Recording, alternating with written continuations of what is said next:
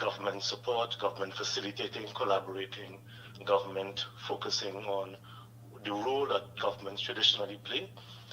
But rather than taking on the space and oxygen, we are shifting some of those resources. So IDB Invest has been engaging with the private sector. International Financial Center, IFC, is also very strong in its commitment to engage with the private sector. In fact, we are working on a new framework of engagement where the World Bank will be setting up an office in Port of Spain.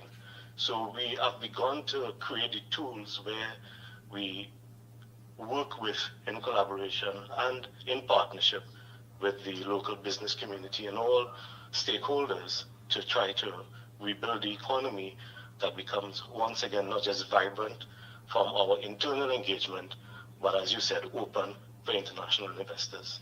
Yeah, I know, of course, just saying it, and we as citizens who have been looking forward to something to get us past this period of stagnation, that entrepreneurial spirit has been killed for quite some time. And I'm sure you've heard complaints from SMEs saying, listen, throughout the COVID, we didn't get an economic lifeline, we didn't get any kind of support. Many people, you hear the reports, had to close up shop, they had to go. That, of course, compounded with the crime situation. What are some of the things that are low-hanging fruits that we can see implemented as soon as possible to get that drive back in? Of course, what we want to get to, I'm sure, is consumer confidence. And that's something that is definitely lacking.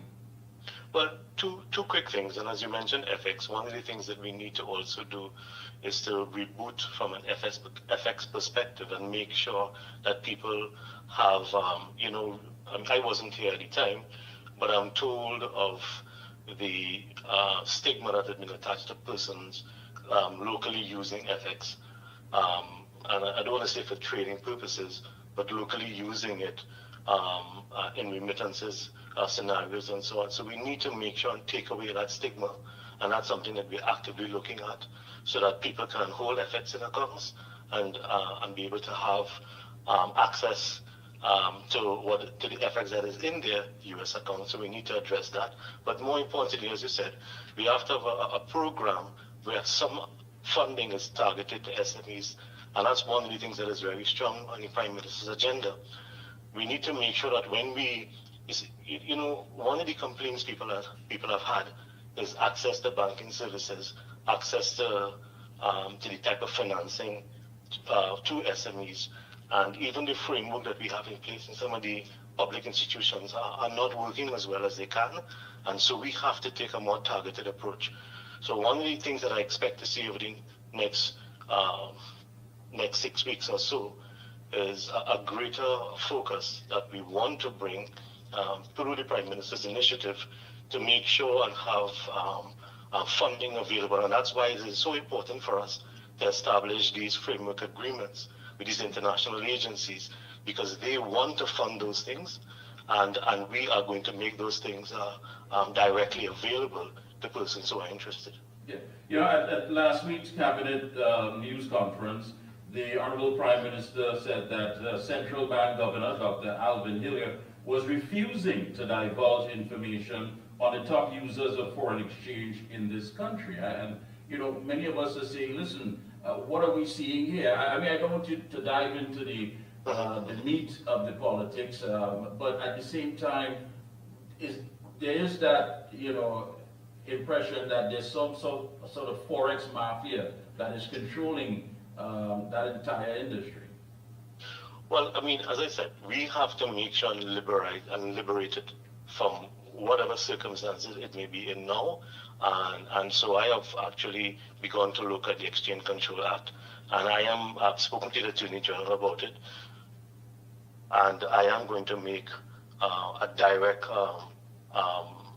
intervention because the Prime Minister has asked us to make sure and address that as a matter of urgency. And so we have to do it. But I don't want to go into the prescriptions now. Suffice it to say that it is important for us to take away all of those debilitating language that has surrounded people's ability to access FX in their account and address the banking services for ordinary citizens. I'm not talking on a larger scale for those in the manufacturing sector, through the Exim Bank and other interventions. But this is simply for ordinary people, for travel purposes, to be able to bring US into their account and access it through the. I'm not sure that I understand why that somebody who has, let's say, 500 US in their account, when they're going to the bank, can't get the 500 US that is in their account. For me, that is something that I've asked the central bank governor to explain and for us to look at. And from what he has said to me, that if somebody has US in their account, the bank is obligated to give them the US that is in their account. One would think so, and you're right, one would really think so. But which brings me to another point, the bureaucracy and the red tape. I mean, is it going to be somewhat of an ease to do business in this country once again? You've had so much reports of businesses that were striked off of the registry. Now, I think one has to understand that when you have a company and it's stagnant, that of course is there's no movement, nothing taking place. One looks to the government to set the tone, to set the mood when it comes to the whole economic factor, how things are going to take place, but you still have your obligations, your statutory payments, whether it be your green fund, whether it be your VAT, or whatever the case may be. Now, if there's nothing coming in, there's absolutely nothing taking place, then how does government expect these businesses to stay afloat? Right, and that's why you have to look at everything as a one government approach. I mean, it has to be that digitization is going to play a big role. It has to be that we create a greater ease of doing business by simplifying procedures, even within my own ministry, using such agencies like the EMA in Town and Country and so on. We have to find better ways to serve people and not to be hindrances to people actively wanting to do legitimate business. But we also have to have to eradicate the silo approach to government activity.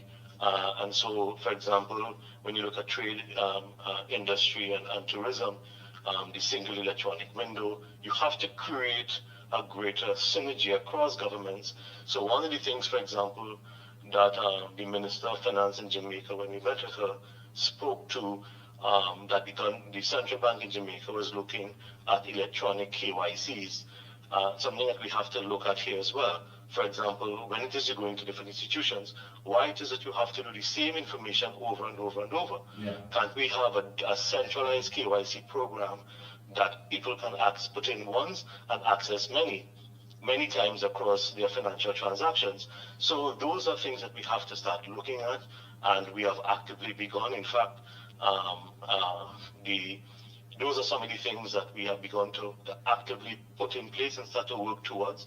Obviously, it's early days yet, but I envisage that those are some of the things that we would want to accomplish in a too distant future.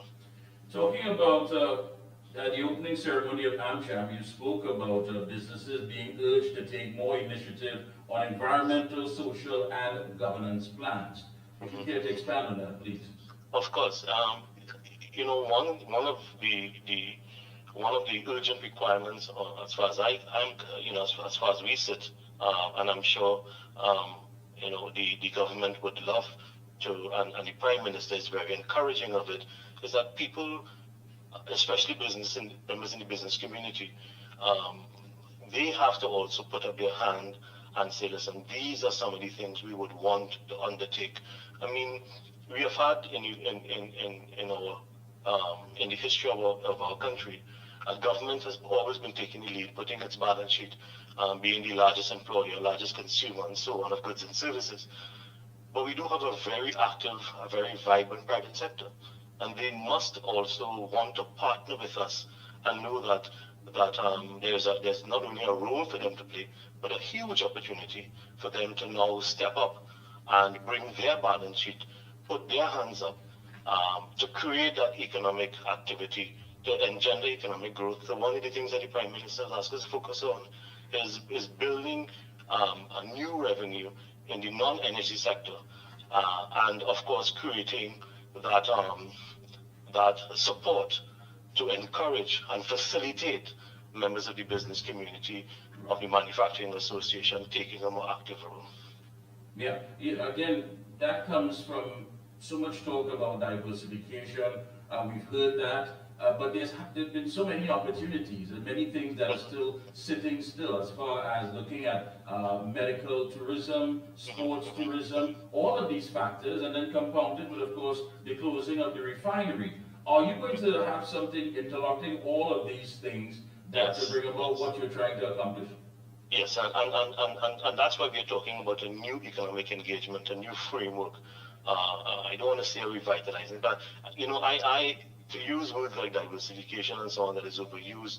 What we have to make sure is that we pay attention and we put a lot of emphasis in really supporting and creating that that pathway for persons. You see, as you said, it is not enough for us to say that we want people to be engaged. We have to actively work and support them in that engagement. And that's why I go back to what I said at the beginning. It's important to create that nexus between what we're doing locally and the support we will get from international agencies. So, for example, rather than government access financing from the World Bank and IDB private sector arm, is to bring that space to individuals in the local business community so that they can now get the support they need, get the type of financing that is available to them. So it is not government sucking the oxygen, but government giving life to make sure that we have a sustainable model. Because without the financing, it'll be difficult for us through the local business community to get the kind of space they need. So we are creating that engagement, we are creating that sort of that connection, and we are actively working to facilitate it. That's why over the last 2 to 3 weeks we have had a significant amount of meeting with different ministries. Because as you know, in our ministry is more like a ministry's ministry. We're there to serve and help other ministries, but also bringing in the private sector as part of that conversation so that they too can understand what is available to them as we seek to build this engagement. All right, and this new framework, of course, is going to entail so much. I know you can't get into too much as far as exposing it, but we do look forward to it. I mean, this is a different language, but we're hearing something totally different, and I think the time has come for us to start thinking outside the box. Now, Yeah. coming into office, the Prime Minister made it quite clear by setting the tone, by talking about focusing on expenditure. And we've heard time and time again about so much wastage taking place, when in fact that could be directed in directly helping, especially SMEs and other businesses get off the ground. Yes, yes, and but you see, but two things I want to go back to, and as you've alluded to it, the fact is that our job and what the Prime Minister has asked us to do is to really build a culture of service. We are here to serve. We are not here to be served. We are here not for ourselves. We are here to build a new engagement for Trinidad and Tobago. And if you listen to all the Prime Minister's press conferences, you would sense and hear from her that new approach that she demands of all of us, and one that she leads by example. So when we talk about this new engagement, it is something that we not only we're not just talking about it, we are actively working to build it and make sure that people have access to us. I mean, you would see many times when in the past, and you will see it more in the future, that our role is really to go out, engage, and be available to all our stakeholders, to make sure that people feel that they can be included. And remember, I mean, I'm sure you would have remembered the campaign. The whole idea is to give an opportunity for everybody, not just an opportunity for some, but an opportunity for everyone to participate in building this new economic framework. And that's why we have to focus on SMEs, we have to focus on microfinancing, we have to focus on a new engagement for members of the business community. It's all of government working in tandem to build that bridge that connects everybody to this to what is available. So it's really important that we not just speak a new language. It's really important that we also build that opportunity through whether it be legislation, regulation. We've been talking since we have gotten into government. We have been really engaging with everybody, those in our ministries, those in civil society, those in the labor movement, and the international partners. We have really been trying to make sure that this message, this way that the Prime Minister has led the engagement, is one that seeks to build opportunity for all through active engagement, and really trying to address areas like blockage to ease of business, areas of access to capital, and so on. So I mean, it has been a very deliberate. We haven't gone out as yet to talk about a lot of it, because we are putting in all the building blocks. But once the Prime Minister is confident that we have some of the main things in place, I am sure she would be very keen for us to then make sure and lead in this way. So it's quite it's been very engaging, very warming, very eye opening. But the opportunities are there, and so we have to now become the facilitators that allow government to breathe life into new ways of doing business. And I agree with that. And again, when you speak about the messaging, you speak about how to communicate such important issues. One has to take in consideration what we've been hearing for quite some time. That message has been about tightening our belt, making that sacrifice, where we as the citizens felt that it was only meant towards us and not those in authority. Now you have the Prime Minister saying, listen, I'm talking to my government, I'm talking to members of Parliament, that there are some cuts that need to be made. We can't come out here with flashy vehicles and rent homes and what have you in Port of Spain if in fact the money is not there. Now taking that in consideration, how then do you make a shift from that culture? A culture where people, of course, have heard it time and time again to make the ultimate sacrifice, to put aside everything, to hold on and wait for that time when they can feel as though they've gotten that economic liberation once again. How challenging would that be to get that message out there at a time when you're trying to build and put these things together? Well, but again, there are two things, and as you rightly said, and that's why we are leading by example. That's precisely why you're not seeing the. I'm not sure what type of vehicles people allude to, but that's why you're not seeing that kind of opulence, and you're not seeing. So there is not just a belt tightening, but it is how government ought to have been. It is how government needs to be, and it's how government should be in the future. I mean, we are here to serve. We are not here, and the Prime Minister has championed that time and time again in her own life, in her modus operandi, and in what she asks of us now, to make sure that our focus stays on what we have been elected and what we have been called to do. For me, one of the sad reality, that, I mean, having come back into Trinidad, is that that politics is one of service. I mean, and that's how I have lived my life. That's the example that the Prime Minister set. We are here to serve. And so we have to keep our eyes focused on what is important. That is building a Trinidad and Tobago that is inclusive, where everybody has an equitable access to a better future, where we have a better paying job, a living wage, and so on. Those are the things you have to keep focus on, not the vehicles we drive or the blue lights. I mean, God forbid, I have never had a blue light in my life, and I certainly don't intend to start now. But that's not what it's about. It's not about people serving us. It is about we serving the people.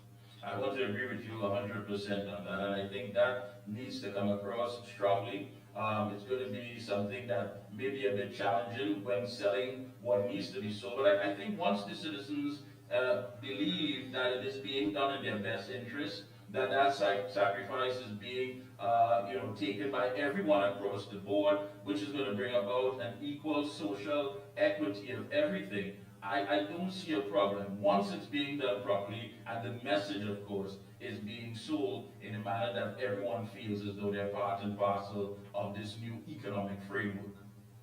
Yes, and again, that's what we're working towards. And in my own respectful view, I'm very honored and I'm very happy to work under the Honorable Kamala Prasad Bisesa and the colleagues that we have around us around the table. I want to tell you that the work is significant, but the work is so important because what we do now will build a framework for Trinidad and Tobago that I think that will have a greater participation from all sectors of our society. All right. Any closing comments? Go right ahead. No, thank you for the opportunity. We look forward to bringing everybody into this new equation, being a government led by the Honorable Prime Minister that hopefully will allow people to understand that politics is one of service and that we are here to make everyone in Trinidad and Tobago prosper from a new future and a brighter reality. Thank you so much, Minister Watson. Keep up the good work, and we'll be checking in with you periodically to see and get updated on what's happening. Thank you so much again. Thank you, Mickie. Thank you. And there you have it, the Minister of Planning, Economic Affairs and Development, the Honorable Kennedy Swatsing. It was quite interesting. He spoke about the new economic framework, meaning that there is going to be a shift. There is going to be a focus on SMEs, bringing back, of course, that entrepreneurial spirit that was there in 2010 to 2015. If you remember going to the registry, seeing people, of course, saying that they are going to jump into this this whole idea of owning their own business and getting things started, that seems to be coming back. And I think it's very, very interesting that, they are reaching out to let us know that, listen, any sacrifices will be, of course, taken across the board. And you heard the Prime Minister when she mentioned that she has put a cap on the vehicles and spending as far as expenditure. They have put a pause on advertising. So if you want to get your information, people like myself, the Observer, and other programs that are going to bring it to you, undiluted and straight to the point is what you need to be locked onto. So quite interesting. We wait, we see what takes place, and as it develops, once again, we can come out of this period of stagnation and get the economy running again. Take a short break. We'll be right back. We're speaking to attorney at law, Keel Taklasing, and he's talking about the stand your ground laws when we come back.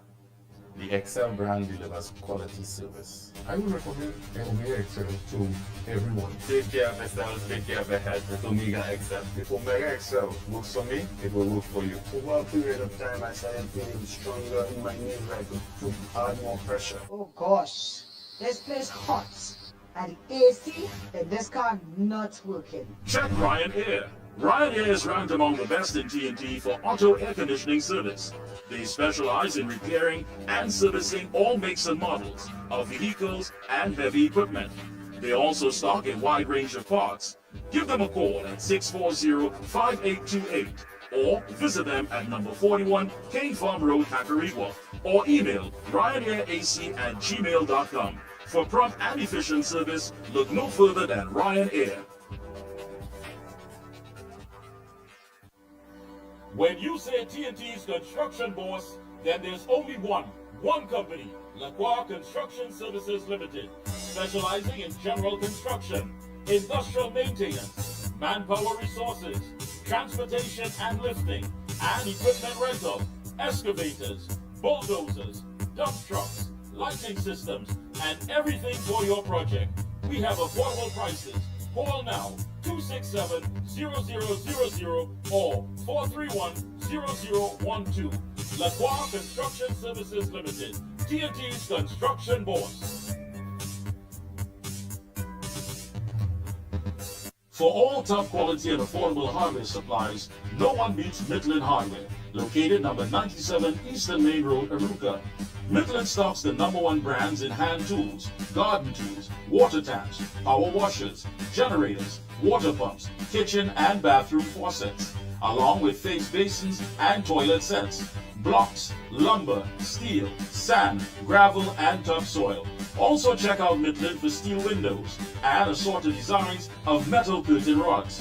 Everything for home and business projects. Payments via links, credit cards, online payments, or cash on delivery. WhatsApp 327-7761 or call 646-2144. Open every day from 8 a.m.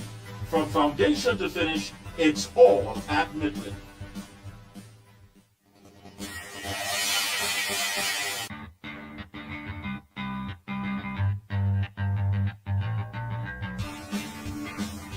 Husqvarna, a global leader in outdoor power equipment, known for its high performance, durable and innovative products, tested and proven by generations of professionals. Full after-sales and service support whenever you need it. Contact Provar Distributors Limited, 223-9438 to find a dealer near you. Limiting chronic inflammation is important for so many conditions that occur. I had a lot of pain 4 years ago. I used to have pain in my knees and my hip. Taking it for arthritis. Omega XL saved my life. Then I started to realize, well, hey, I could use my hands, I don't have any pain. All in all, I am pleased to say that the Omega XL has worked. And we are back. Thank you, Master Control. Thank you so much. And joining me is a man who is no stranger. We have interviewed quite a lot of people, and he's one of them. Let me say a pleasant good evening, pleasant Sunday good evening to Kyle Taklaxing, attorney at law. How are you, sir? I am good. Good afternoon to you and good afternoon to your listeners. Yes, and viewers, always good to have you. And the viewers, yeah. Good, it's been a while. You made it quite clear that you support the Stand Your Ground law proposed by Prime Minister Kamal Prasad Dessessa and the UNC administration. A measure designed to protect citizens in their homes and to ensure the law does not second-guess decisions made under extreme duress. Now, many people have weighed in on this, and I think she has made it quite clear. Listen, if you have a problem with it, then simply don't go out there and try to get anything to defend yourself. I mean, it's your choice. What say you? Give us from your perspective. Tell us why you support it. Well, first of all, that last sentiment is somewhat correct, because at the end of the day, one of the points I also make is that this is a matter that we're not sneaking in. The UNC isn't sneaking in about it. It was front and center of its political campaign. It's not as though, it's not like the Petrotrin issue where the former government suddenly closed down Petrotrin. This is something that the UNC campaigned on. Ms. Prasad Dessessa was quite colorful even in her language, in the way she described a citizen and his right to defend himself and his property. And therefore, it should take us by no surprise that this would be one of the first legislative measures that the government is going to go forward with. In a democracy, we can have different views about policy and legislative enactments. What we can't disagree about in a democracy is the way in which we decide those issues. One of the ways we decide those issues is by an election. This matter was on the ticket. It was front and center of the United National Congress's campaign, and therefore any move to enact Stand Your Ground law is certainly one that has democratic legitimacy. I fully support this measure because I think there has to be an adjustment in the self-defense law when it comes to a citizen and his home. We can have reasonable debates as to whether it should be extended in public spaces. But certainly, when it comes to the home, I am of the view that no one should judge me as to whether or not I take reasonable action to defend myself. No one should judge me as to whether or not I should be proportionate in the amount of force that I can use to repel an attacker. And no one should expect of me that if someone enters my home to do harm to me or my family, that I should even contemplate retreating or running. That should never be a consideration. I am entitled to defend my home with full force. Yeah, and you go on to say that the idea that a homeowner must behave reasonably during a home invasion is absurd. Reason is a luxury. Terror, chaos, and adrenaline are not conducive to legal analysis. The only reasonable objective is to live. And I want to agree with you, my friend, 100%. Yes, that sense of survival, that is something that kicks in. I mean, let's be honest here. Someone coming into your home to invade your space, to invade the space of your family, you are not a mind reader, you're not a psychic, you don't know, the intentions is not to just open your refrigerator, make a sandwich, and leave. They're coming in, and they're coming in for what belongs to you, your possessions, and it's not that many times they're simply going to just take that and leave. Someone could be sexually assaulted, someone could be hurt, someone can be killed. There's no way to determine that because, again, you don't have time to click and just make a psychological analysis of what's going on. Your space is being invaded and they're coming for you and your loved ones. Exactly. I mean, I have had the unfortunate experience. While it did not end up in a confrontation, but I was at home and someone broke into my house. I was aware. And I can tell you, it's a fear that paralyzes you. It's a fear that, you can think of nothing else but surviving and securing yourself and securing your loved ones. So I don't know how on earth someone can expect you to act, quote unquote, reasonably, and especially where that reasonability has to be judged with hindsight in the precincts of a court or a police station or before a judge in chambers. That should not be the case. It should be that it is presumed that once I decide to defend my family, that should be in the law, that it is presumed. In law you have presumptions. It should be a presumption that as long as someone enters my home to do harm to myself or my family, then it is presumed that once I defend them to the fullness of my ability, I am acting reasonably. No one should judge that by any other standard. And I really can't think of any logical argument to the contrary when it comes to your home. I remember, now I listened to the PNM press conference some time ago, with all due respect, and I heard Mr. Rawi, former Attorney General, saying, well, the law might be applied unequally. I have no idea what he meant by that, none at all. The only equality I am concerned with is putting myself on equal footing with someone who's breaking in my home. And I should have the equal right to do him as much harm as I see fit if he's coming into my home to harm me or my family. There was another issue they raised about, well, how do you define where the area is that you're going to pass this, or where is your home?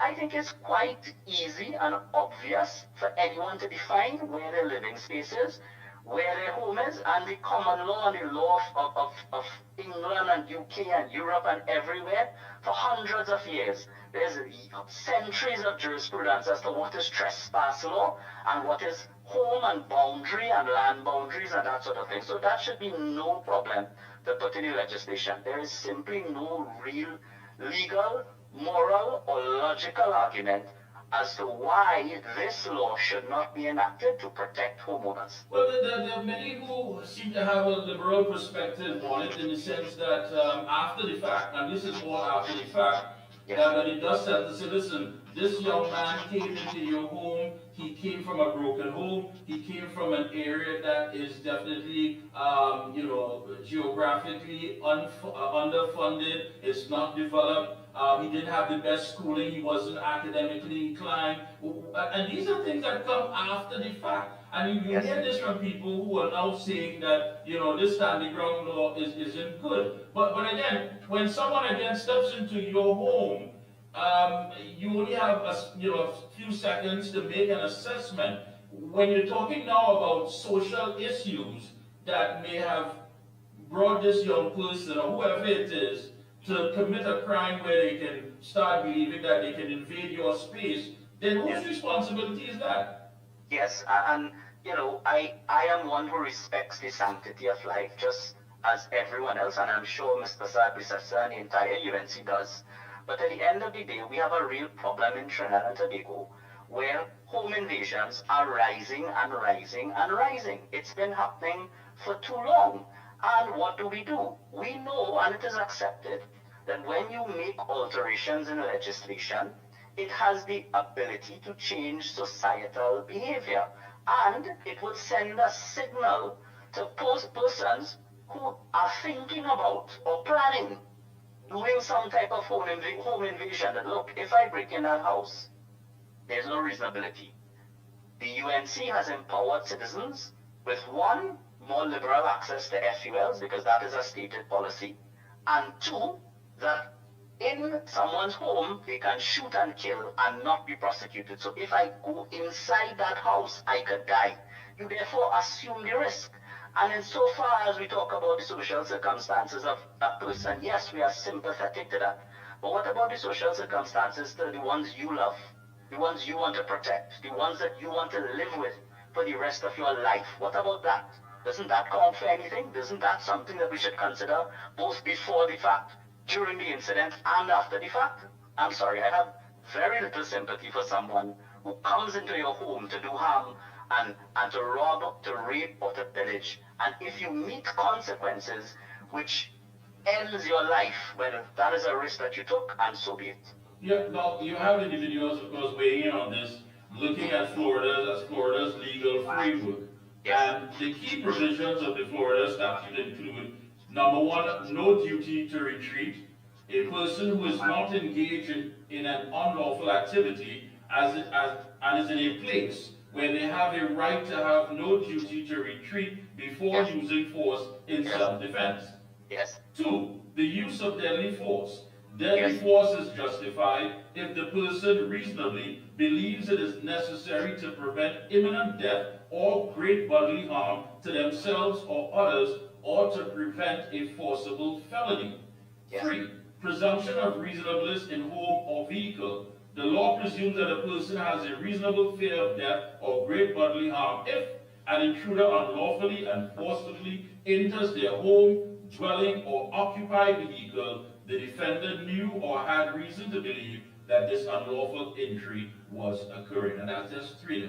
What's exactly? Well, exactly. The third one is what I spoke about. There should be a presumption of fear in reasonability once a person. So if you're out in public, someone approaching you, you may say, look, let's assess the circumstances. But when you're home asleep, someone breaks in your door. I remember Sergeant Alexander, I keep saying Sergeant Alexander, Minister Alexander now, when he gave that depiction of the postcard press conference where he took off the lights and he said, that was very chilling. That is chilling, and that is what happens, right? So in those circumstances, shouldn't it be reasonably presumed that you are in fear for your life and you will act? Of course.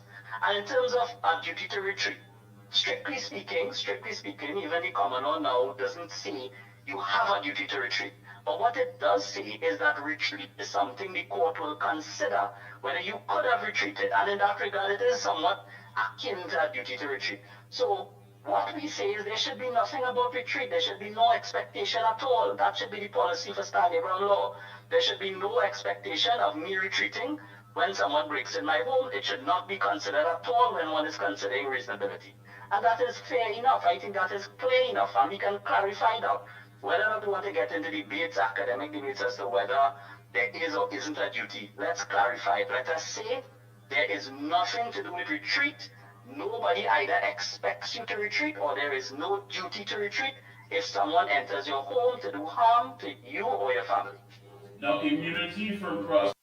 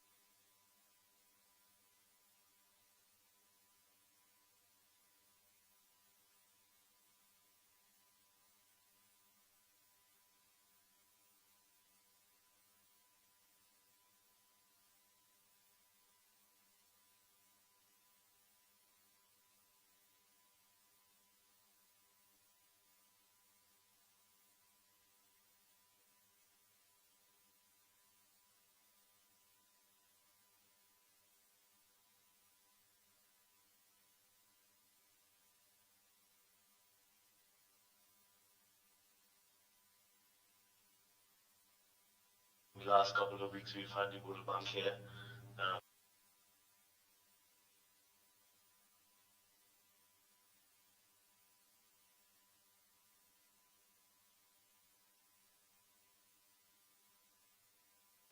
From implementing the policies which they promise on the platform to go, and you need to allow the UNC to choose their board members to start corporate governance in the state special companies, special purpose companies, because that is where the governance trickles down into the special purpose boards, the RHAs, the other corporate entities, the vehicles which allow governance to take place.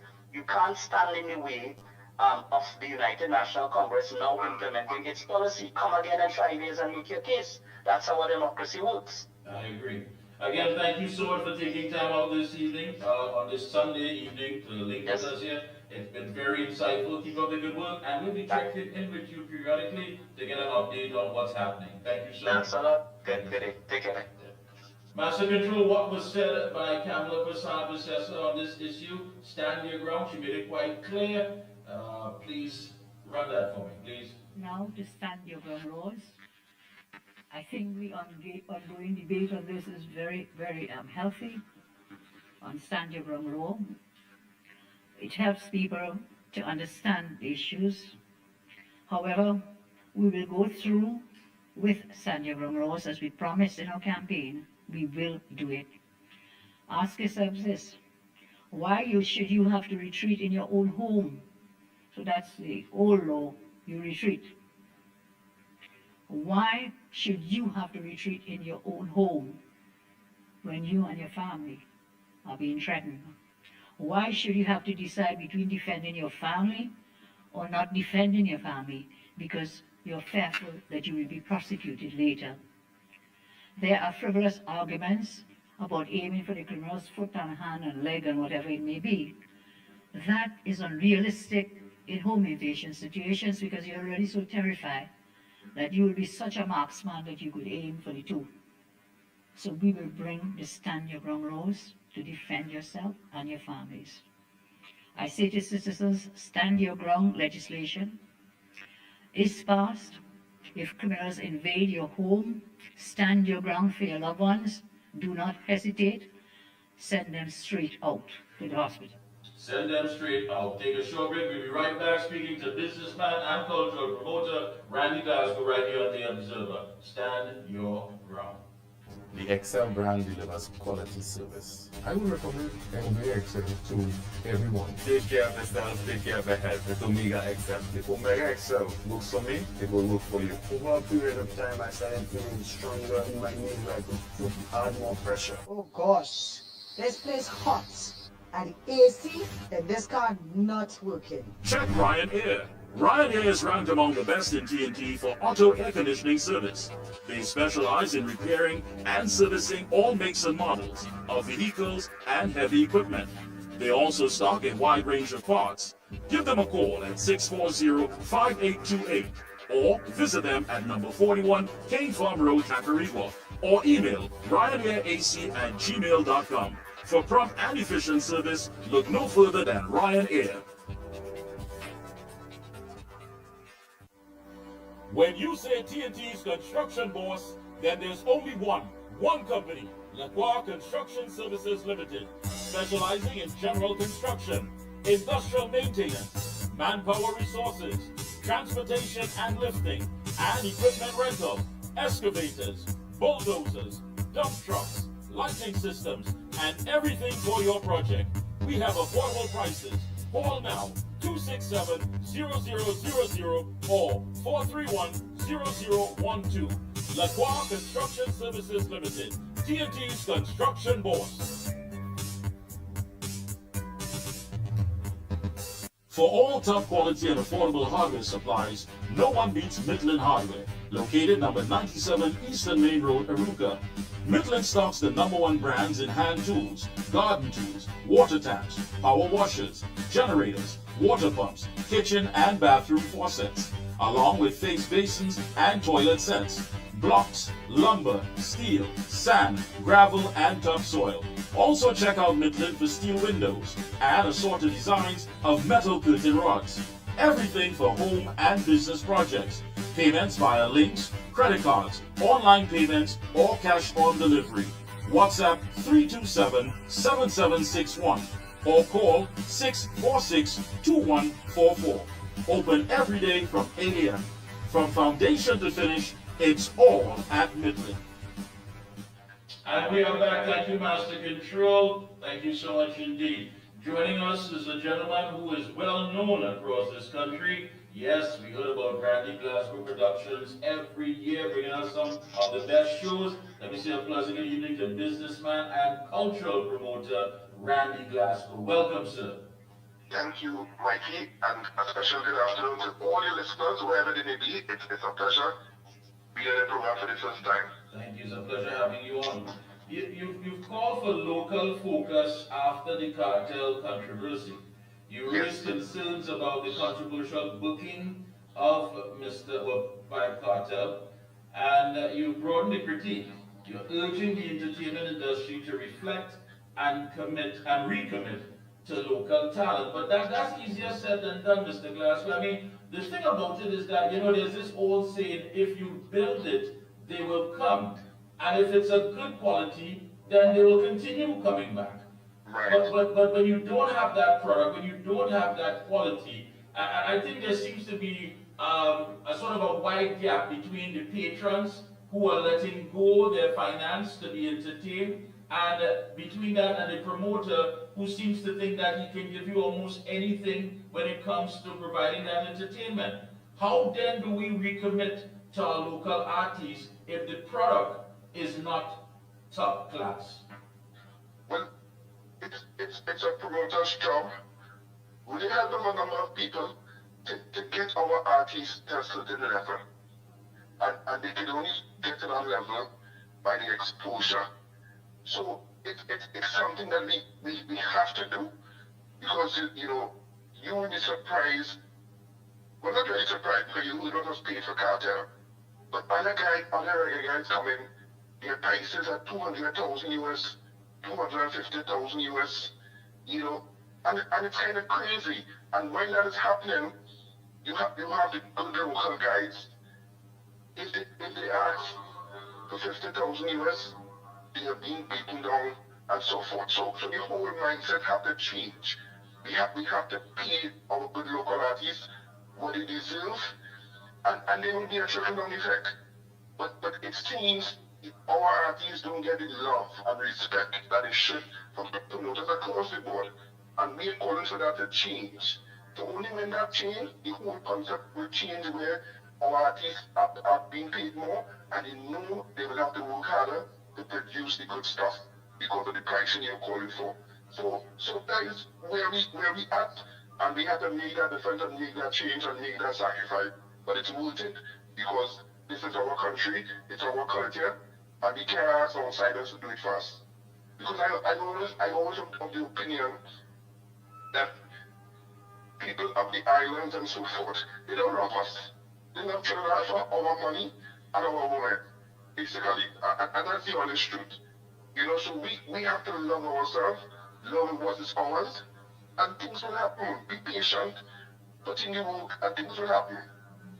Yeah, but again, it's a sort of a give and take situation. As the promoter, I want to get back the most on my investment as far as my return. And as the artist, I want to be paid, of course, based on the fact that, listen, I can draw a crowd, I'm giving you the best that I have to offer. So how then do you come to that one, that one page where we can both agree, rather than saying, listen, I want to beat you down. My thing is to make a profit. I'm not concerned about developing the art form. I am not concerned about who has to, come up in years to come and be part of of anything. I want to make my money, and I want to make it now. You're calling 3,005? Listen, I'll give you 1,005. Now, bear in mind, this did not take place overnight.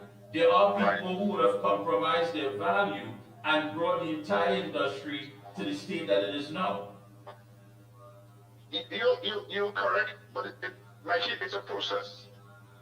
It's a process of patience, and our music basically is a seasonal music.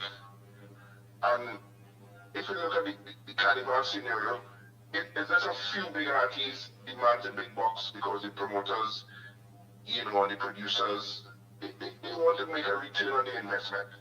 And in a number of cases, it's an all-inclusive event where people eat and drink free. So, those things are hefty costs. So when you take care of that cost, they deal with the athletes last. But they will deal with a headliner and then they will have the trickle-down effect. But it must be the meeting of the minds. Just yesterday, I asked our Promoters Association to reach out to our so-called artists to have one-day symposium so we can have that discussion because, we have to look out for our own. And what happened with cartel must happen again. Artists run, not artists, sorry, the promoters run to these hyper artists because they feel they can pull a crowd and so forth, but local guys could. In Carnival, catch the sell, voice the sell. So it's to have the patience and work with it so you can have events that you can mix. But there shouldn't be no outright reggae show or R&B show. You must have some local content, like all parts of the world. And this is where the evolution will start. This is where the confidence, will be gained by the people. Because when you see local stars on the same stage as a major stars, those guys perform. And they perform very well. So we need more of that. And the whole concept will change. With timing, our guys will command, the stage outside of Carnival, and deliver for promoters. Now, one of the things that you mentioned is that we need to go beyond gate receipts. I mean, in this modern times, you're talking about pay-per-view, you're talking about merchandising, you're talking about so many different outlets that one can actually get, some sort of finance from. Are we there yet? Are we selling that? Because, I mean, let's be honest here. How many of these managers that manage these artists are saying, listen, let's expand on our knowledge base and get into other factors that is going to bring about the money that we're looking for. I mean, if I go to see an artist perform and I'm satisfied, I may want to go somewhere and purchase that t-shirt or merchandise while I'm there at the venue. How many of those things are available that those in North America can stream this with a price? That's not happening. It's happening, not as much as we want it to happen, but it's happening. Yes. At a Kes local show, Kes will have his merchandise, his t-shirt, his mugs and so forth. People can buy it on pay-per-view, the TJ and so forth. So once the artist is set up and operated like a business with a good management team, things happen. So all the guys who are properly managed, a lot of things happen for them. A lot of the other guys feel, well, they ain't ready for management because management will take away a big portion of their fees and so forth. So they want heavy cake, so they are the ones that will be left behind. But you have to be broad-minded enough to know you alone can't do it. You have to work with a team and people doing different things. You have a sponsorship manager, you have somebody seeking, whatever the case may be. And that is how the business is supposed to run. That is how the foreign artists operate. And they operate at a high level of success because of that. You have professionals surrounding you, doing everything possible to raise revenue. And I'm confident someday, we'll reach there. We made a call yesterday that we feel Trinidad is deserving of a second carnival. A second carnival to help boost our local economy because, we were oil and gas based for many years. Things was happening and making a lot of money. But with the decline in revenue from those sources, our governments over the years have been pumping money into Carnival by the billions. So we honestly feel the time is now for Carnival to reap some benefits for our country. It can't be a one-way street. So we are saying, we are the Mecca of Carnival. We have the ecosystem in place so we can make masks for several countries at the same time. So let's develop this second carnival, which will help a lot of the artists who are making music during the carnival and look at play. We have a carnival too that can pick up the slack in a number of areas. And it can also be that renewed call, that kind of local focus. Because if you're having a second carnival, you have to start a market from June, July, August. So that's 3 extra months of local music, local content being played that wasn't played before. So things like that, can make things happen for our industries. A lot of people seen it and feel, well, like to a bacchanal, to whatever it is, but let's think about our country. Let's think about, You raise a very strong point as far as having a team when it comes to an artist, whether it be a public relations specialist, a booking specialist, a marketing specialist.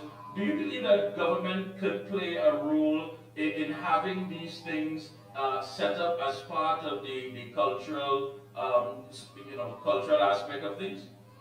Well, actually, to be honest, our governments over the years have invested in, enough money in the carnival and the art and so forth. So the time is now where the government can play a supporting role. Government own radio stations, TV stations, they make it available to these artists to promote their music and what they have to do. So be a facilitator. We own several venues, facilities, the stadium, the Napa, wherever it is. You formulate a plan so these venues become at minimum cost to our artists who are looking for exposure and sell themselves. So that is where the coordination needs to take place. Not the government dipping into the treasury and had enough money like years gone by. Things have changed. All right. And that's a strong point. I want to put you on the spot here. Let's say that the government gives a call and says, listen, Randy Glasgow, you have a budget of $150 million for 3 years. Would you be able to create a sort of an economic exit after that 3 years to say, you know what, I need no more money from you, no more handouts, no more subsidies, no more grants. I believe that what we have now can stand on its own and generate the revenue that is required? I don't need 3 years, I need 2 years. Because you know, Mickie, and you call a figure, hit it on the head where every year government gives NCC 150 million or they are about to spend for carnival. And a very high percentage of that money is spent on things that is not necessary or really needed. You spend money on a carnival village when there is a grandstand that is empty.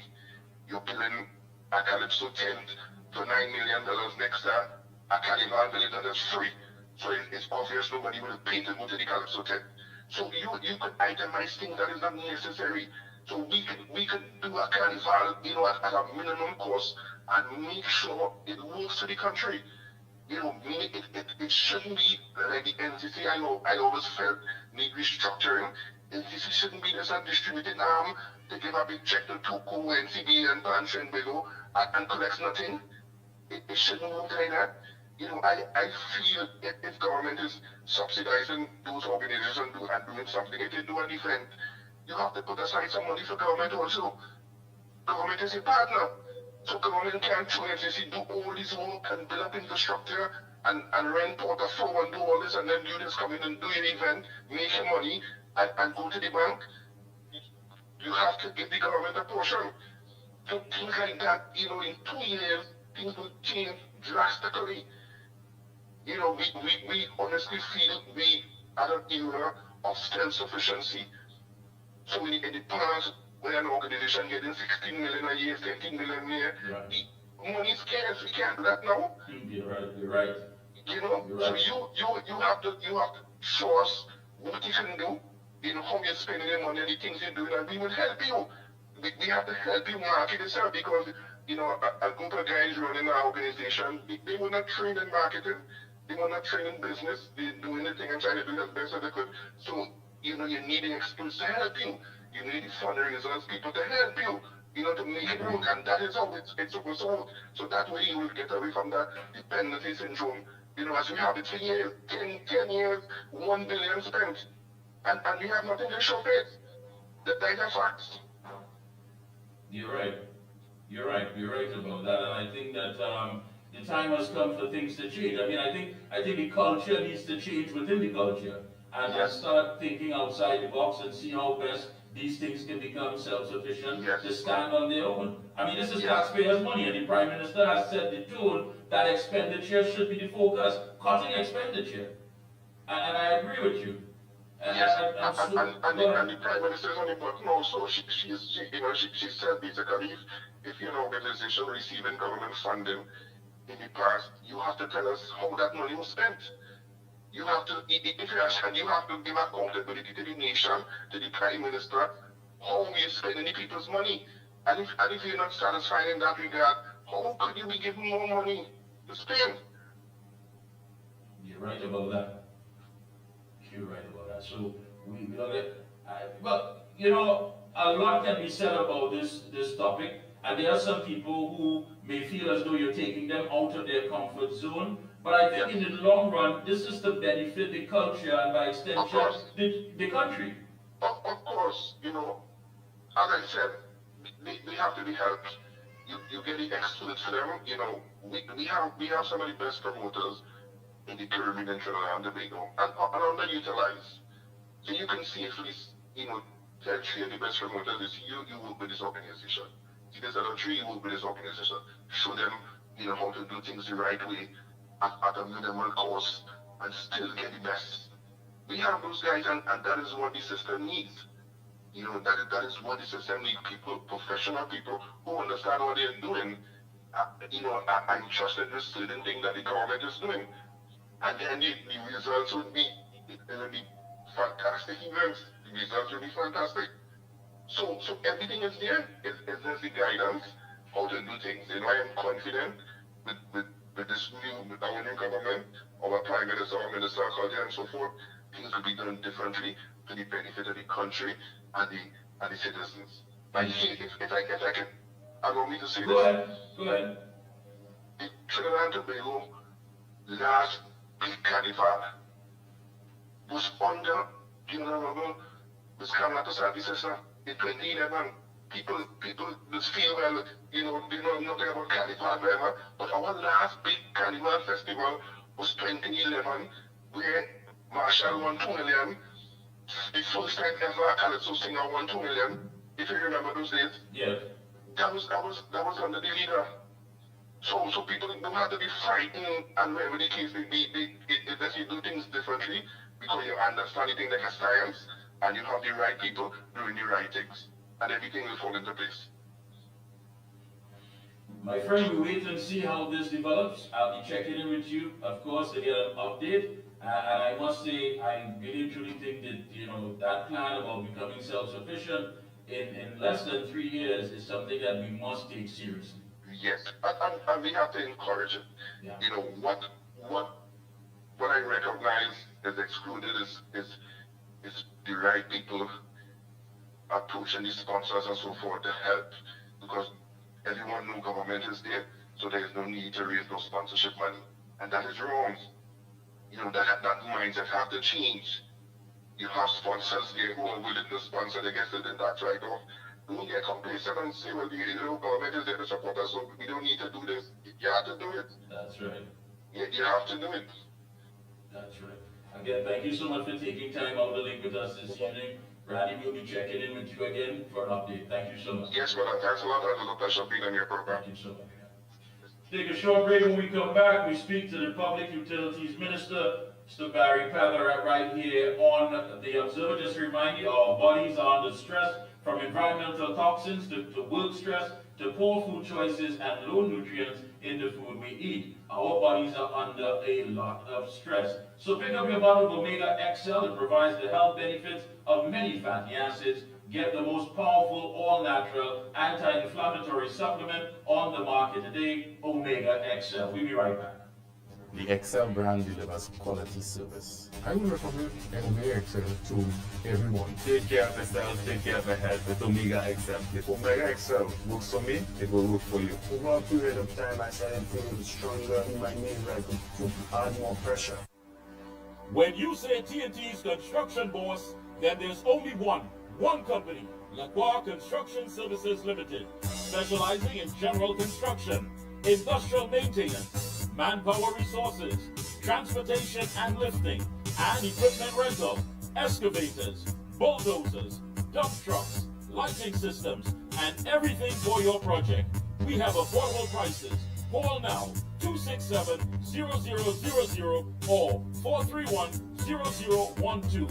Lacroix Construction Services Limited, TNT's construction boss.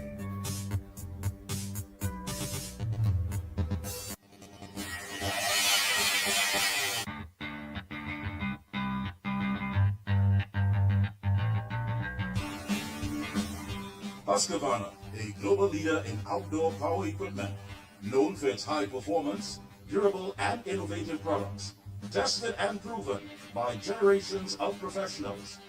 Full after-sales and service support whenever you need it. Contact Provar Distributors Limited, 223-9438 to find a dealer near you. For all top quality and affordable hardware supplies, no one beats Midland Hardware, located number 97 Eastern Main Road, Aruca. Midland stocks the #1 brands in hand tools, garden tools, water taps, power washers, generators, water pumps, kitchen and bathroom faucets, along with face basins and toilet sets, blocks, lumber, steel, sand, gravel and topsoil. Also check out Midland for steel windows and assorted designs of metal curtain rods. Everything for home and business projects. Payments via links, credit cards, online payments, or cash on delivery. WhatsApp 327-7761 or call 646-2144. Open every day from 8 a.m. From foundation to finish, it's all at Midland. Oh gosh, this place hot. And the AC in this car not working. Check Ryan Air. Ryan Air is ranked among the best in TNT for auto air conditioning service. They specialize in repairing and servicing all makes and models of vehicles and heavy equipment. They also stock a wide range of parts. Give them a call at 640-5828 or visit them at number 41 Kane Farm Road, Hackariwa, or email ryanairac@gmail.com. For prompt and efficient service, look no further than Ryan Air.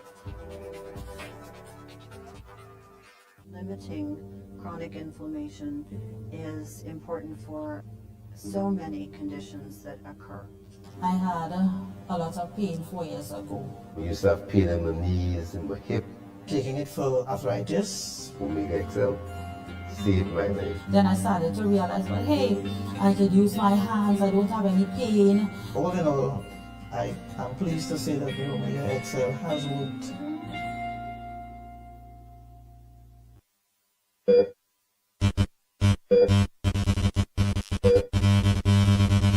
Calling all the crews and the twos and threes. Everybody don't know June 14th. Go get the tickets on Highland E. Big Bad Show Name Recovery. Representing for the ACE. Yeah, everybody like one family. Full blown spreading only positivity. Well, if you're looking for me, lucky for you, my friend.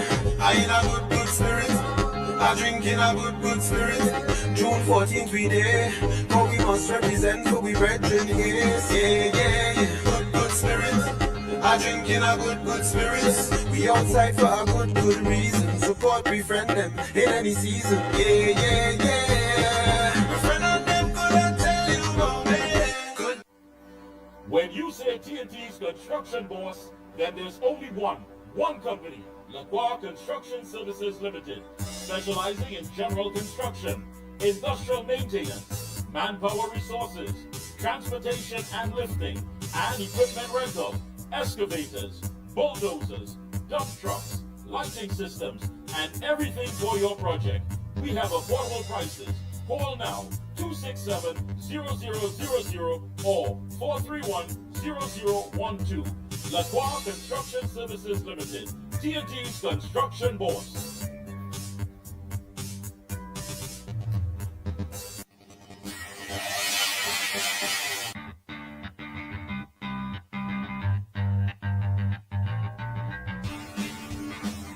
Husqvarna, a global leader in outdoor power equipment, known for its high performance, durable and innovative products, tested and proven by generations of professionals. Full after-sales and service support whenever you need it. Contact Provar Distributors Limited, 223-9438 to find a dealer near you. For all top quality and affordable hardware supplies, no one beats Midland Hardware, located number 97 Eastern Main Road, Aruca. Midland stocks the #1 brands in hand tools, garden tools, water taps, power washers, generators, water pumps, kitchen and bathroom faucets, along with face basins and toilet sets, blocks, lumber, steel, sand, gravel, and topsoil. Also check out Midland for steel windows and assorted designs of metal curtain rods. Everything for home and business projects. Payments via links, credit cards, online payments, or cash on delivery. WhatsApp 327-7761 or call 646-2144. Open every day from 8 a.m. From foundation to finish, it's all at Midland. And we're back. Thank you so much, Master Control. And joining us is a man who is no stranger to the Observer. Let me say a pleasant good evening to Public Utility Minister Barry Patherack. Good evening, sir. Good evening, Mikey, and good evening to those who are locked on. Yes. Well, this is the first time he's here as the Public Utilities Minister. So congratulations is in order. Congrats to you for being chosen to take up such a role. And I know it's not easy. Quite challenging. You've made some comments about it already. Some that have benefited many of the workers that fall in our utilities companies such as WASA and TSTT. Tell me, what was the first thing that jumped out to you upon taking your role, your portfolio, and getting out there and getting started? I think, Mikey, the main thing in the Ministry of Public Utilities that most people were expecting are looking forward to was job security. It was as though it was a proverbial noose around the neck of WASA workers in particular. The workers of WASA is about 5,000 strong, and they, being part of the PSA, campaigned with us on the general election hustings, but also they understood very much the issues that we were raising, particularly with respect to the Water and Sewerage Authority and TNTEC, in that we had telegraphed to the population that there would be no increase in electricity and water rates at this time until we can ensure that there's a proper service, a regular supply, there's proper management within the company, and that the workers who have built that company over the past 20, 30 years, they would be assured their jobs, not at the expense of this new management structure that the former PNM administration was advocating. So the PNM was advocating for a very top-heavy Water and Sewerage Authority, where you had these ballooned salaries, somewhere close to over $100,000 in some instances, and it would have been at the expense of sending workers home. So that was the main thing, I think, coming out of the general election that really jumped out at me with respect to this particular ministry.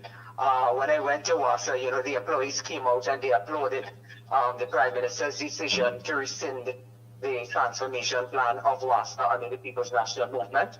And I think it crossed all barriers in terms of who it impacted on. It was from the top management all the way to the janitors and the cleaners there. So they felt as though that, you know, their jobs, job security was something that the new administration really did deliver upon. It was my very first act in terms of bringing that cabinet note to rescind that transformation plan, which was very top-heavy in terms of management and political appointees at WASA, as opposed to looking out for the man and woman who spent a significant amount of years giving their blood, sweat, and tears towards the development of the company. I mean, the company is not perfect. We all know that there are challenges. Yeah. We know what the challenges are. But I think when you have a job force that understands that today or tomorrow they don't have to worry about where the next meal is going to come from with respect to their families and their children, and etc., that puts them in a better frame of mind to be more productive in the jobs that they're doing at WASA. You know, earlier on I spoke to we had the Minister of Planning, Economic Affairs and Development, Mr. Honorable Kennedy Singh on, and he spoke about a new economic framework, getting us out of this area of stagnation and getting out there and making sure that SMEs and other stakeholders are taken care of. And I want to take you back to the day that the Prime Minister, of course, took her oath of office. She said that it is going to be a vision for a strategic, inclusive, and forward-thinking administration. And she stressed her government's commitment to national transformation and long-term progress. Are there things that we are going to be seeing coming down the pipeline that is going to be totally different from the conventional ways that we see or haven't seen anything taking place for quite a while? Most definitely. You talk about coming down the pipeline. I'm not so sure if there was any pun intended in that. But most definitely, you are going to see a shift in terms of a paradigm shift in the way in which things are approached, but also in terms of the operational element of it. What I found going into public utilities in particular is a very heavy ministry. Now CPAP has been added to the portfolio. So there are a number of critical areas in that ministry that impacts people every single day of their lives. Water, electricity, communication. These are things in people's homes that they utilize every single day. And in some instances, they don't have the service, they don't have the supply. And therefore you ask, what are the plans going forward? What is the vision? How do you operationalize some of the things that we had promised for the general election campaign? And I've broken it down into short-term, medium-term, and long-term. Particularly the focus has been on WASA with respect to this ministry in particular, because we learned from WASA themselves that 27% of the country received a 24/7 supply of water under the People's National Movement.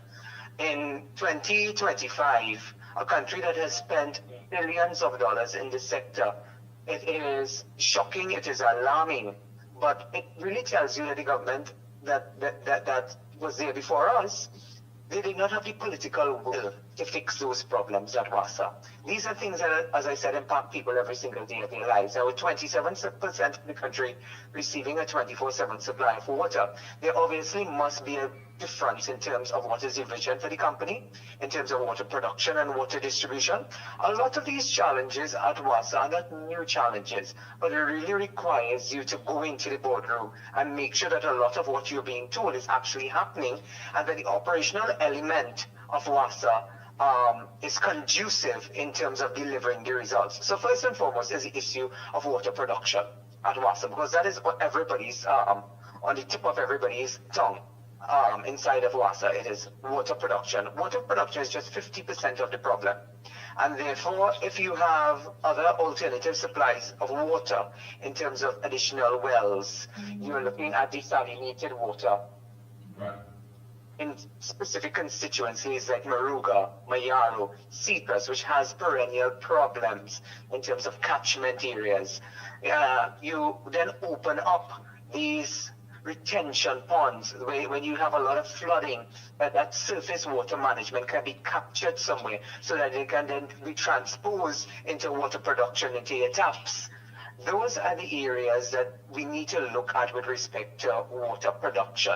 But then the other half of the problem, which to me sometimes is a more critical part, is the water distribution. A lot of our means, a lot of our infrastructure of WASA, I know it was a representative constituency called Princeton, and Princeton has one of the most challenging areas in terms of our infrastructure, landslips, etc. And there are a lot of exposed WASA means here. Those means have not been changed out in the past 60 and 70 years. And a lot of WASA's failing infrastructure contributes significantly to the loss of potable water.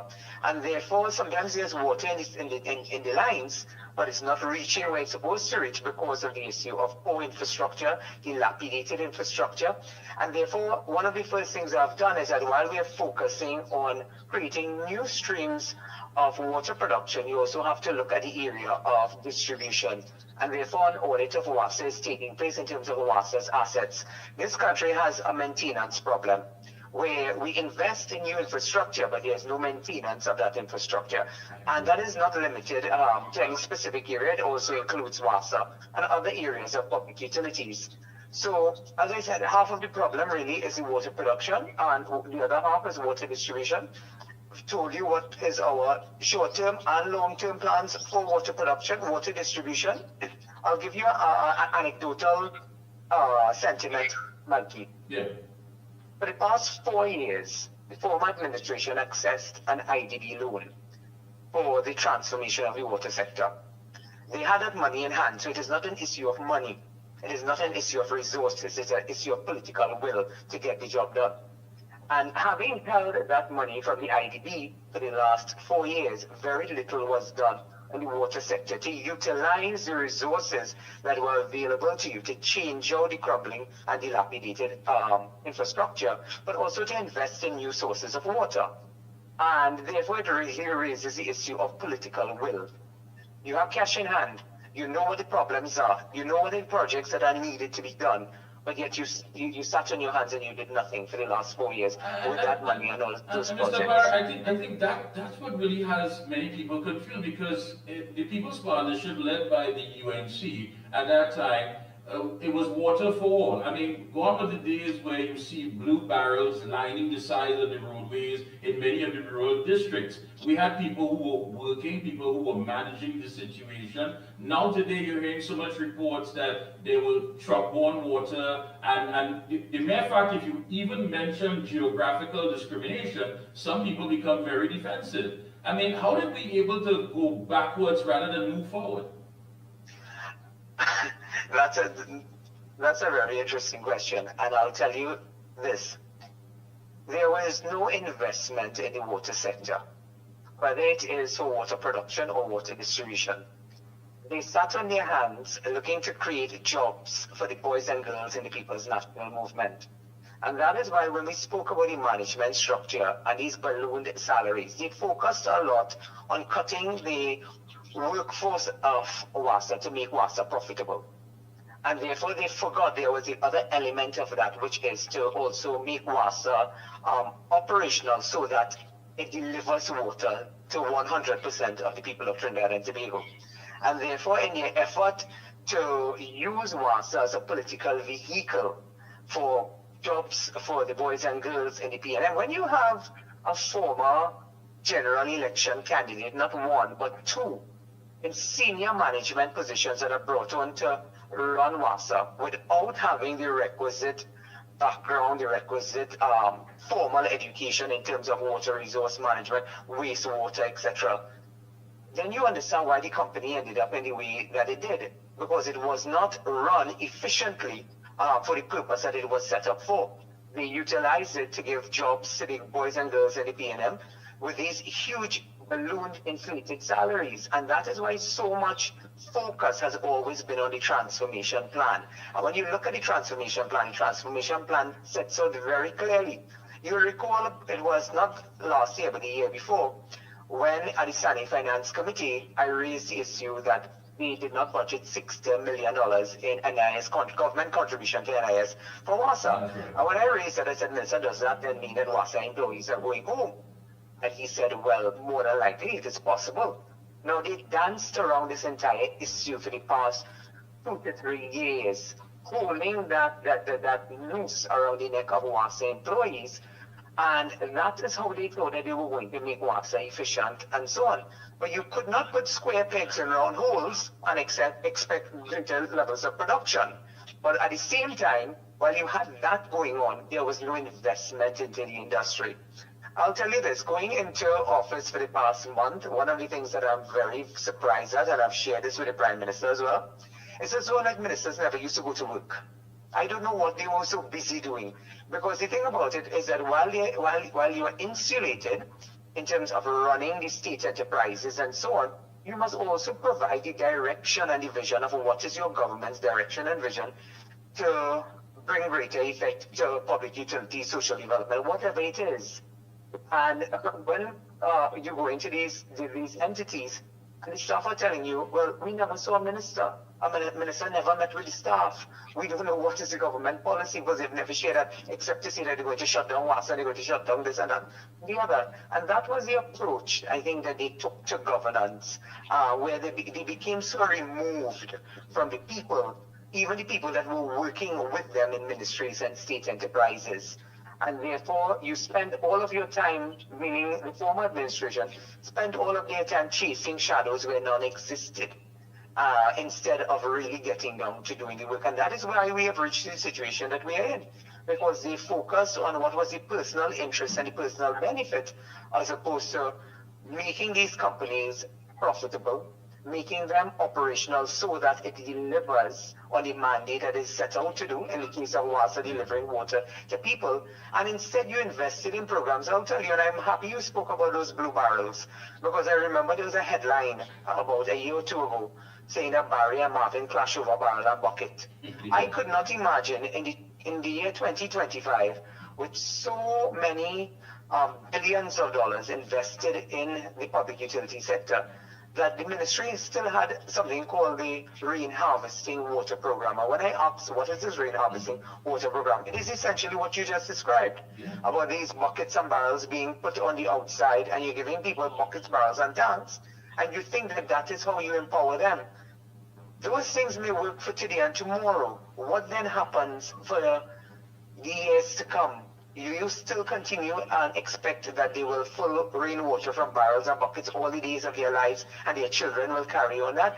No, a responsible government will ensure that progress, that you see the tangible progress by developing, and that is why I've been speaking particularly about rural communities. While we invest in the infrastructure all over Trinidad and Tobago, from north to south across in Tobago, you also have to pay a special focus and emphasis on rural communities that have not had the opportunity to develop like other parts of the country that are more urban. And therefore, what then happens when these communities, they don't progress with the rest of the country, and they are just simply forgotten? And a lot of that happened in the 10 years, and that is why I spoke about the geographical discrimination. When I saw the WASA reports in terms of underserved areas in the country, it cannot be that one part of the country gets a 24/7 supply of water based on end, and then you have places like Mayaro, Maruga Tableland, Chetaria, Cedras, Point Fortin, and I think maybe that's why the people of Point Fortin voted them out, which came as a surprise to some. It wasn't a surprise to us, because people of Point Fortin, some of these heartland PNM, what was considered heartland PNM constituencies, voted them out. Right. And a lot of that had to do with simple things like water. I remember being in opposition and people would be calling every day, can you help? Can you raise it? And they had sitting members of parliament who were in the government that never sought to assist in relieving some of these challenges. You're right, because we get bombarded on the radio stations almost every day of some areas that haven't had water supply in quite a while. Now, you also mentioned, of course, that as far as CPEP, which falls under your purview, as using the program, the former government, as a slush fund to benefit senior party officials. Yes. Well, I've also described it as political prostitution. Because why I say political prostitution, to best describe what happened at CPEP, is that they were utilizing the CPEP teams, threatening them to attend if they don't attend PNM meetings, that they will lose their jobs and so on. But also prostituting the program politically, so that they will have a stranglehold on the employees, one, the contractors being the other, because of the financial returns that they hoped, and in so many instances I'm sure they received. Because when you hand select over 360 CPEP contractors, and when I went into CPEP, this information was not readily available to me. I subsequently had to speak with the staff and so on. And then they started to share what was going on there. They never saw a minister, but they received instructions by the phone, who to hire, who not to hire, who to fire, etc., etc. And a program meant to be a transition for out of that type of work into something more sustainable became a vehicle, a political vehicle to keep the People's National Movement in power for the past 10 years. And that is why I also described this program as a runaway horse. Because I saw former Minister Rawi, who the people of San Fernando West voted out resoundingly. He's all over the place talking about the way being salacious and dangerous and so on. Yeah. But the thing about it is that we must tell the people of Trinidad and Tobago what we found when we went in there. Because they used the resources of the state as though it was their personal resources. And that is why they're finding so much difficulty in disconnecting themselves from ministerial jobs. because they believe that this was their own personal kingdom. And I'll give you one anecdotal situation that I found in CPAP, and it really puts it into context of how they ran this country. They rented a building, and you know, Mr. Spasabis always speaks about his recusals. Yeah. They rented a building for CPAP that received cabinet approval, was never outfitted for 3 years and 5 months, the building was never outfitted, it was never occupied. But the rent kept flowing for 3 years and 5 months. Wow. At the tune of $85,000 a month, which comes up to about $3.6 million. And when we discovered who the building belonged to, it belongs to the family, very close family, of a former senior cabinet minister of the People's National Movement. And that is why I raised the issue of the recusals. Was it a situation of you scratch my back and I'll scratch yours every time they came in and out of the cabinet? But they used these companies, they used their positions to remain in power by political handouts and so on, but not using it effectively to take people out of those destitute positions and giving them something that is more sustainable. And that has always been the strategy of the People's National Movement. When you look at their constituencies, you look at constituencies that have never voted anything else but PNM, Laventille East, Laventille West, Portishead South, etc. They have always kept those constituencies in a depressed state so that they are able to get the political support without lifting what are usually traditional PNM supporters out of the morass that those decay that those constituencies exist in. And CPAP was no different. And that is why when we spoke about auditing CPAP, restructuring and reviewing CPAP so that it can come back to its original mandate of being a transitionary program to get people into more sustainable jobs and so on, it is causing them a lot of pain. Because on the eve of a general election, without any cabinet approval, over 360 contracts were renewed for a further period of 3 years. And it begs the question, how can you expend or commit to expend millions of dollars without cabinet approval? And then when we asked the permanent secretary and others in the ministry that it was under former, before it came to public utilities, it was then rural development under Faraz Al-Rawi, we are told that the public servants refused to do any cabinet note, to take that to cabinet on the eve of a general election, and the advice to them was to hold your hand until a general election was completed. But they knew exactly what they were doing because of the fact that they had their own self-interest to preserve and look after, and it was never about the people of Trinidad and Tobago. So, Mikey, in terms of addressing the issues that now fall under public utilities, there must be institutional changes that must come. And I keep making the point, if the people of Trinidad and Tobago were contented with us keeping the status quo, they would have gone out and voted for the People's National Movement on election day. Agreed. We have a special majority in the House of Representatives. We didn't just win by 1 seat or 2 seats. We have been given a special majority, a constitutional majority to govern Trinidad and Tobago. And therefore, that mandate means that people want real effective changes that will redound to their benefit in terms of service delivery, whether it is water, social development, national security, etc. But it cannot continue to be that you have square pegs and round holes and you're expecting a different result. So a lot of these programs and so on are under review to bring it back to its core mandate, to deliver in the shortest possible time. For instance, at WASA, we have been able to redirect from areas where you had 24/7 supply of water, never a problem in terms of the water pressure. We've been able to redirect some of those areas to go into areas which didn't have water for sometimes a month, 2-3 weeks.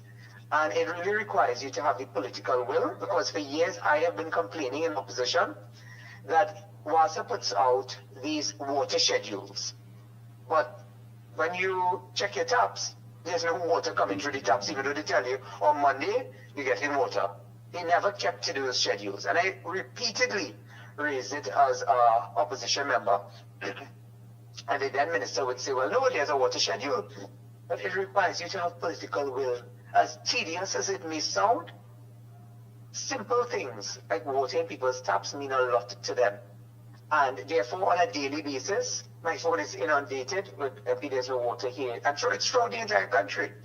But first, you have to put yourself in those situations, and representing constituencies in rural communities really gives you a different perspective on life, and in terms of how government treats with those constituencies. Let me ask you this, Minister, and even back with the People's Partnership, the government led by Kamala Prasad-Bissessar has never withheld information as far as always forthcoming with what's taking place, what's developing, what's on the agenda. Do you believe that sometimes this comes across to others, which she has warned that not to take her kindness for weakness, and just trying to be as forthcoming as possible, that many may seem to look for kinks in her armor and try to bully her? Because many people are weighing in on the post-cabinet conferences that there seems to be media personnel who would act in a certain manner which would not be the same with Dr. Rowley, former Prime Minister, as they do now with our current Prime Minister.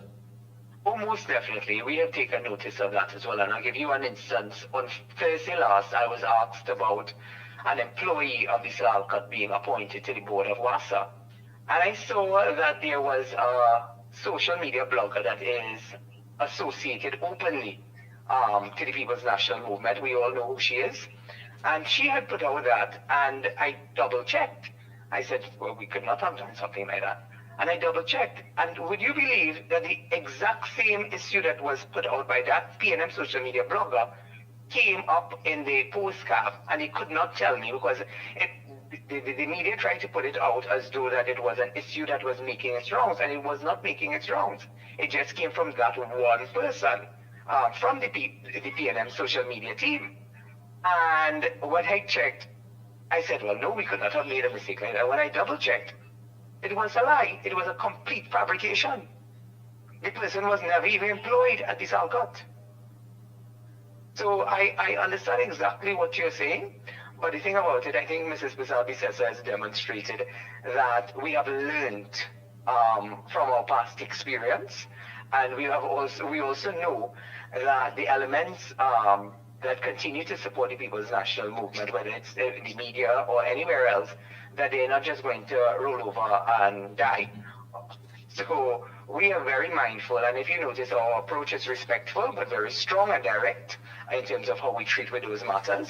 And you know, I'm very happy as well to also share with you that the government throws its full support behind Mrs. Prasad-Bissessar in terms of how she has been handling some of these matters, not pussyfooting around them.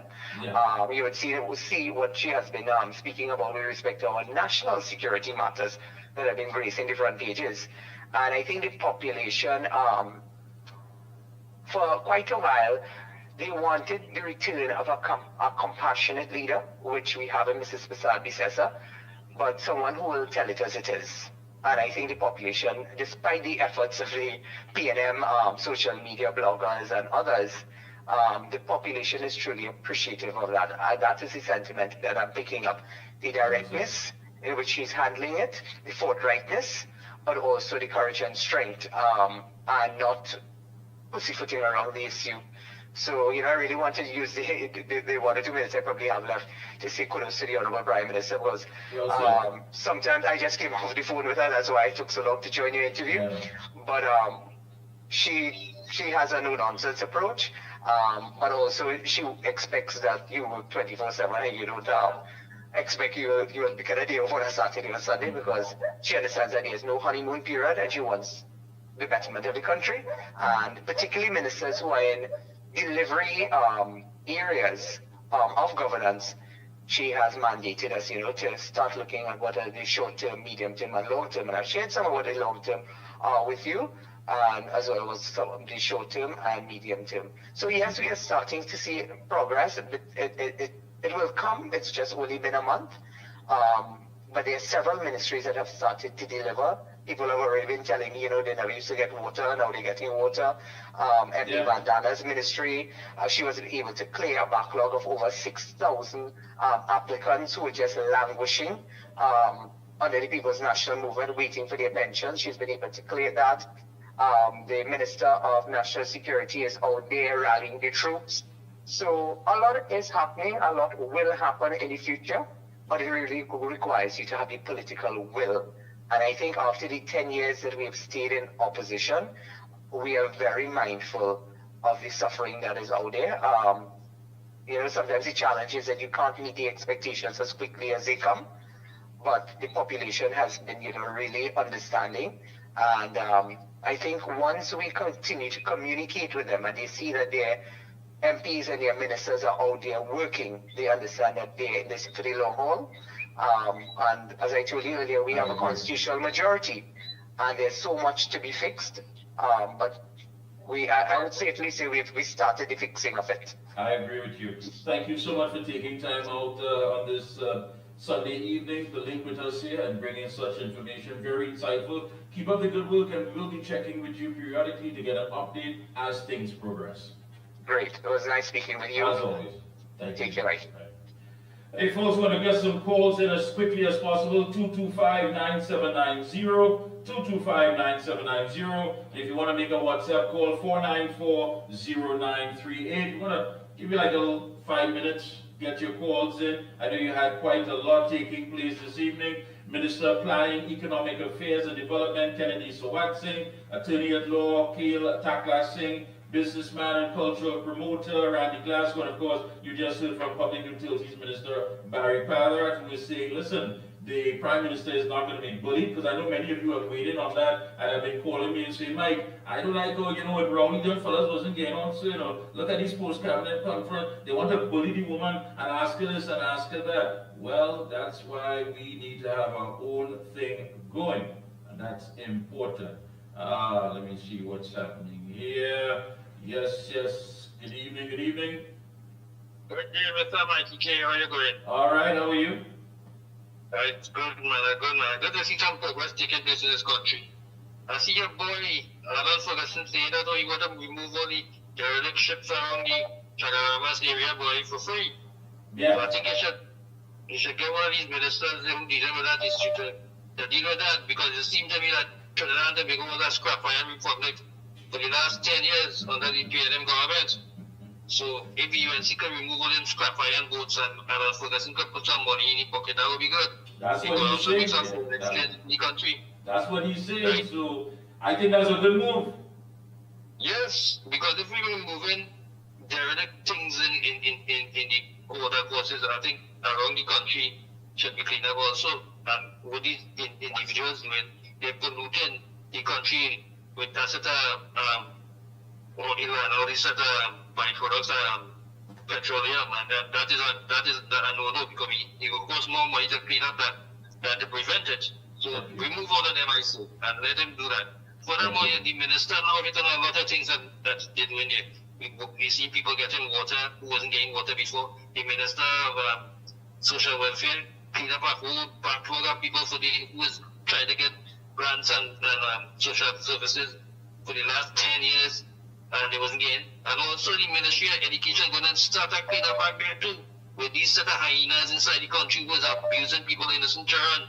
But that's Vidori, who sat down there, made a video, I don't know if you see it today, where she came out and said that PNM people children doing that abuse to other people, and she said she had help the PNM people, but she ain't talking about the people who get abused, Mikey.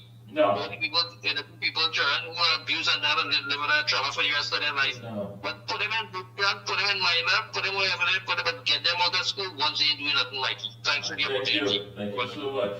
That's what we're talking about, man. Here we start to get reports of people who are getting water, adequate water supply. We're starting to hear reports of people who are getting their stuff done. So that says quite a lot. It really is. That's what we want to hear. That's definitely what we want to hear. Who's on the outside? Good afternoon, Mikey. Good evening, sorry. Good evening, to you and to everybody out here. Mikey, when Mrs. Basad Bissessa was sworn in on the 1st of May, she got the Jesus syndrome. She was able to hear, to let the deaf hear, the mute speak, and the blind see.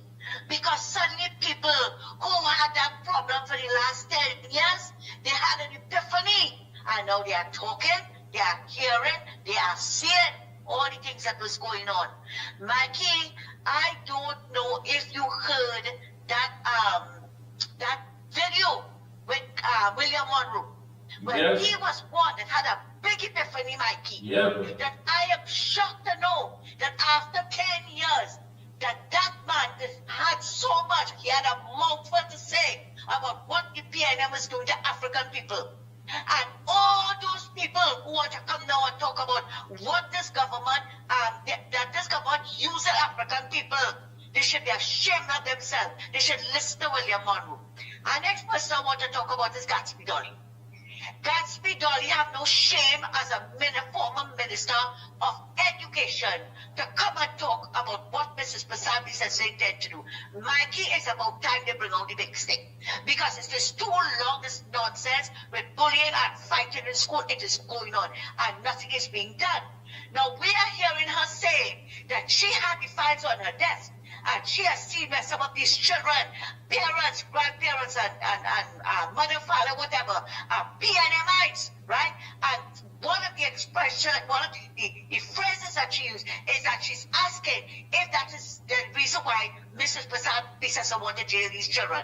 Mikey, it's about time they do something with them. It has nothing to do with the PNMites or UNC. If UNC parents, children are doing the same thing, I said to do them the same thing as well, Mikey. Because they are going to kill a child one day. Look at what they did to this child. And that is all Gatsby Dolly, whatever her name is, could stand up on that PNM platform in front of the women and say that we have to help support them. What about the victims, Mikey? What about the victims? But you know what? Let all of them run them up while Kamala running her business and deal with the school violence. Thanks a lot, Mikey. Thank you, my friend. So true, so true. Let them run them out. Let them run them out. They have issues. They have some very, very serious issues. But at the same time, we're not going to stand by and just allow them to just give us all this propaganda. We had enough of that. Almost 10 years of all this misguided and all this other nonsense that was being spewed. We have to support the people like this program and other programs that are bringing you the truth, bringing to you what you need to know and what you need to hear. That's very important. Yes, sir, I know you're trying to get in. Good evening. Pleasant evening to the observer, Mr. Michael Kerr. This is one Mr. Tabakit here. Yes. Yes, sir, welcome. Program. Or good program. I endorse everything which was said by the Public Utility Minister, Minister Barry Padera, the Honorable Barry Padera. One of the things he mentioned in regards to geographical discrimination with water, that was so for the last 10 years. But let me say something quickly on Randy Glasgow. While I endorse what he is saying to include local artists, when you're having such mega concert, you would want to bring in big name. And if you don't have the sponsors, you realize the international people like Vibes Cartel, they will have international private sponsors. And the only way for our artists to go internationally, this is what we need to do. You see, we had a great opportunity where everybody could have gone into soca and not use dancehall.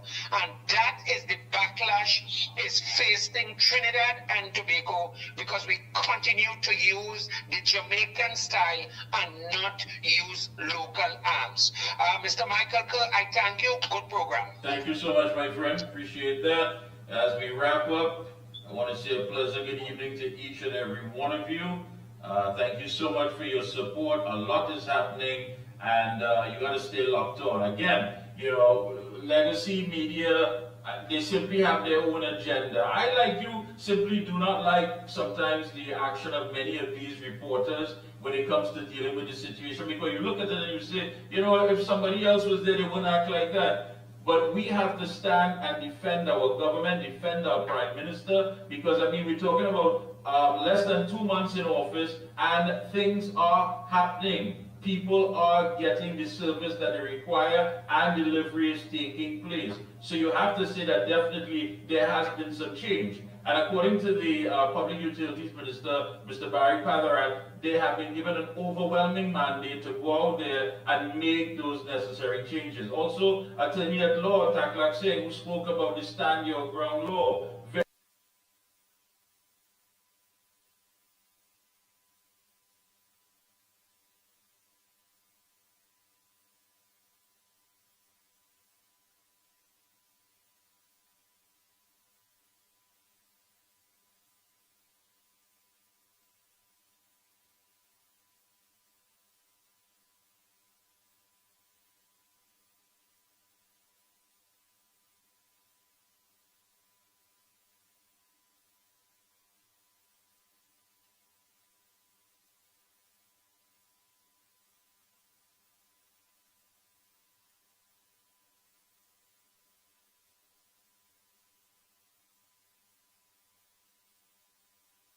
very interesting, and he's right.